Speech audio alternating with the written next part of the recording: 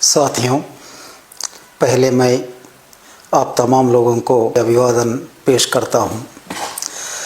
16 सितंबर को मैंने पहली बार हथियारबंद संघर्ष का विराम प्रकट करते हुए स्टेटमेंट जारी किया था और उसके बाद गढ़चिरौली, माड़, पूर्व बस्तर के साथियों ने भी वहां से हथियारबंद संघर्ष को छोड़ने का निर्णय पर वे लोग भी स्टेटमेंट जारी किए हैं। मैं महाराष्ट्र के गढ़चिरौली में 60 कामरेडों के साथ मेरा हथियार छोड़ दिया था, वे लोग भी हथियार छोड़े हैं।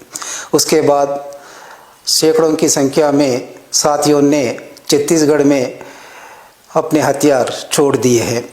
इसी बीच में भारत की कम्युनिस्ट पार्टी माओवादी के केंद्रीय कमेटी के सदस्य चंद्रन्ना तेलंगाना में पुनर्वासन के लिए आए हैं।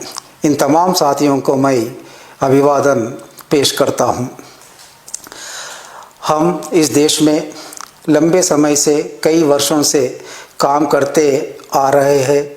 इसमें कई साथियों को हम खो गए हैं। आज हम बाहर आने का मतलब ये है कि बदल रहे परिस्थितियों का ये एक संकेत होता है।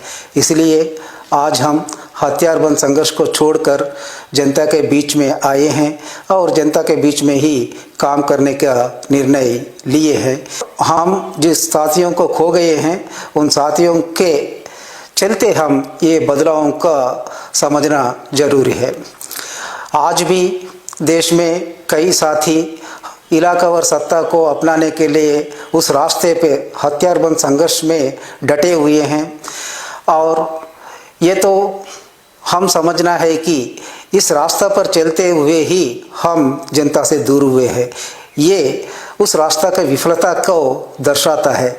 लेकिन हमारा सीसी तमाम बदलावों को पहचान रही है, लेकिन हमारे संघर्ष पर बदलाव लाने के लिए तैयार नहीं है। ये उसकी कटमुल्लावाद तरीका को दर्शाता है। इसलिए देश के कोने कोने में काम कर रहे हमारे साथियों से मेरी अनुरोध ये है कि आप तमाम लोग हथियारबंद संघर्ष पर हम आगे नहीं बढ़ेंगे करके हम जो समझे हैं आपके सामने रख रहे हैं। इस पर आप लोग भी निर्णय लेकर हथियार छोड़कर जनता के बीच में आकर काम करने के लिए मैं विनती कर रहा हूं। हम हथियार छोड़ने पर कुछ लोगों ने हमें निंदा करते हुए अलग अलग प्रकार का दुष्प्रचार कर रहा है। गद्दार, नहीं तो कोवर्ट, ऐसा शब्दों का प्रयोग करते हुए निंदा कर रहा है। इसका मैं सरासर खंडन करता हूं। मेरे से पहले कमरेड रूपेश ने भी बहुत विस्तार से इस पर बात किए हैं, इसलिए मैं दोबारा उसमें जाना नहीं चाहता हूं। आज परिस्थितियां बदल गया है, इसलिए मैं आप तमाम साथियों से अनुरोध कर रहा हूं कि आप हथियार छोड़कर जनता के बीच में आइए। कानून के तौर पर हम जनता के बीच में रहते हुए काम करेंगे।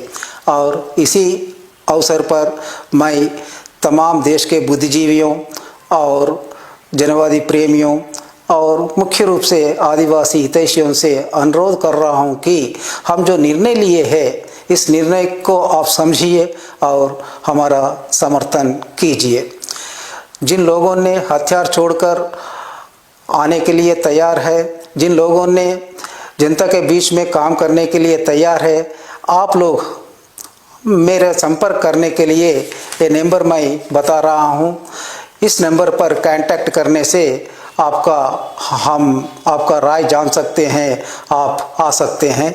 नंबर है 8856038533 और एक बार मैं दोहरा रहा हूँ 8856038533 और इसके साथों साथ आप रूपेश का नंबर पर भी आपका राय बता सकते हैं और आ सकते हैं। आने के लिए ही मैं अनुरोध कर रहा हूं, इसलिए रूपेश का भी नंबर मैं दे रहा हूं। उनका नंबर यह है कि 6267 3816 और एक बार 6267138163। धन्यवाद।